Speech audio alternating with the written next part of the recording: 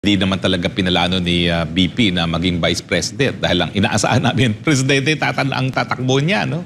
Pati nga yung aking sariling kandidatura, atras abante, depende nga doon sa atras abante ni BP Sara, no? Pero ako naman kasi, sa politika, dapat ganyan. Dapat may kinikilala kang boss at dapat talaga sinusuportahan mo yung mga sinasabi ng boss mo, no? So, bagamat ang daming nagolohan doon sa mga atras abante nung panahon na yon, nung 2022, talaga yan naman po ay isang ayon talaga sa paningin ng Vice President natin ngayon kung ano talagang mas mabuti sa bansa, no? Hindi lang naman para sa kanyang sarili.